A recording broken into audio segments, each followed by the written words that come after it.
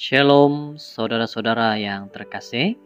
Kita bersama lagi di dalam firman Tuhan, renungan harian kita pada saat ini. Puji Tuhan karena saudara tetap setia mendengar dan mempelajari firman Tuhan bagi diri saudara dan keluarga. Mari kita berdoa.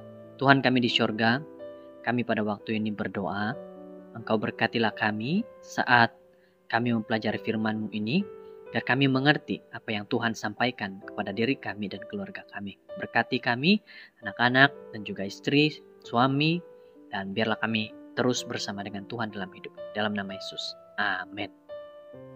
Judul firman Tuhan pada hari ini, Abraham menuruti suara Tuhan.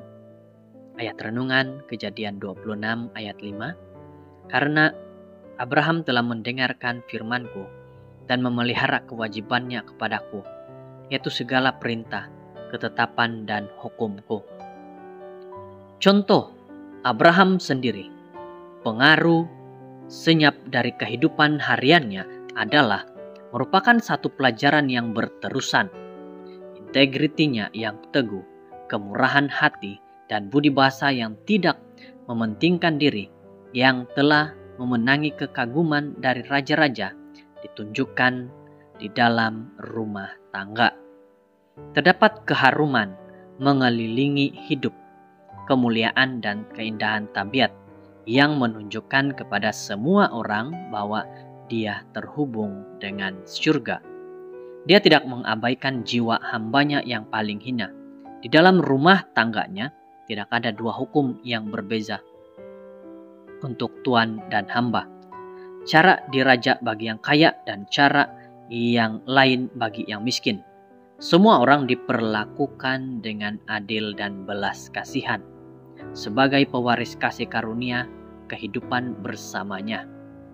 Diperintahkannya kepada anak-anaknya dan kepada keturunannya.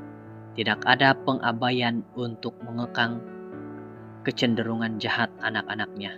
Tidak ada pemanjaan berat sebelah yang lemah dan tidak bijak. Tidak menyerahkan keyakinan tugasnya kepada tuntutan kasih sayang yang keliru. Abraham bukan saja akan memberi didikan yang betul, tapi dia juga akan mengekalkan kewibawaan hukum yang adil dan benar. Betapa sedikitnya orang pada zaman ini yang mengikuti teladan ini. Di pihak kebanyakan ibu bapa terdapat sentimentalis yang buta dan mementingkan diri. Kasih yang tersilap yang ditunjukkan dalam meninggalkan anak-anak mereka dengan pertimbangan yang belum dibentuk dan semangat kegairahan yang tidak berdisiplin. Kepada pengawalan menurut kehendak mereka sendiri. Ini adalah kejahatan yang paling kejam kepada orang-orang muda dan satu kesalahan yang besar kepada dunia. Pemanjaan ibu bapa menyebabkan kekacauan dalam keluarga dan dalam masyarakat. Ia mengesahkan dalam diri orang muda keinginan untuk mengikuti kecenderungan sendiri dan bukannya tunduk kepada tuntutan ilahi. Oleh itu, mereka membesar dengan hati yang enggan untuk melakukan kehendak Tuhan, dan mereka mewariskan roh tidak beriman dan tidak patuh itu kepada anak-anak dan cucu cicit mereka. Seperti Abraham, ibu bapa harus memerintahkan seisi rumah tangganya supaya menjadi seperti mereka untuk tetap hidup menurut jalan yang ditunjukkan Tuhan. Biarlah penurutan kepada kuasa ibu bapa diajarkan dan dilaksanakan sebagai langkah pertama dalam penurutan kepada kekuasaan Tuhan. Mereka yang coba meringankan tuntutan hukum Tuhan yang kudus, menyerang secara langsung kepada dasar pemerintahan keluarga dan negara. Ibu bapa yang beragama gagal untuk berjalan dalam hukumnya, tidak memerintahkan rumah tangganya untuk memelihara jalan Tuhan. Hukum Tuhan tidak dijadikan peraturan hidup. Anak-anak sementara mereka membina rumah tangga mereka sendiri, tidak berasa berkewajiban untuk mengajar kepada anak-anak mereka apa yang mereka sendiri tidak pernah diajar. Dan inilah sebabnya mengapa terdapat banyak keluarga yang tidak mempunyai Tuhan.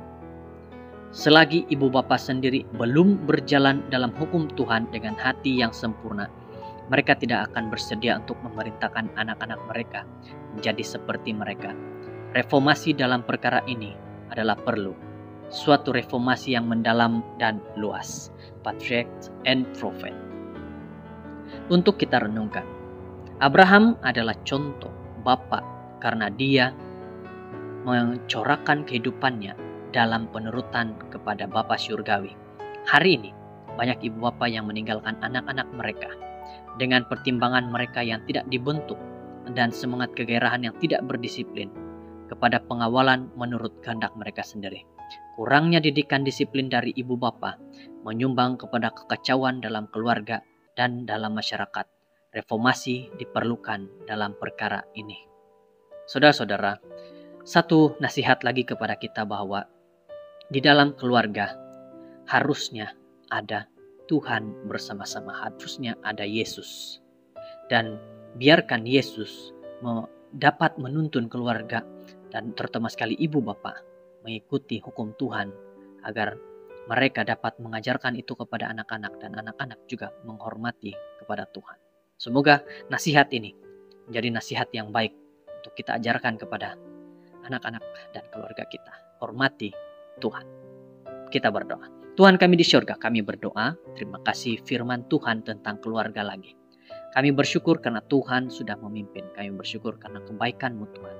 Kau pimpin, Kau berkati, dan Engkau lindungi kami semua. Inilah doa penyerahan kami kepada. Jagai kami, lindungi keluarga kami. Dalam nama Yesus. Amin.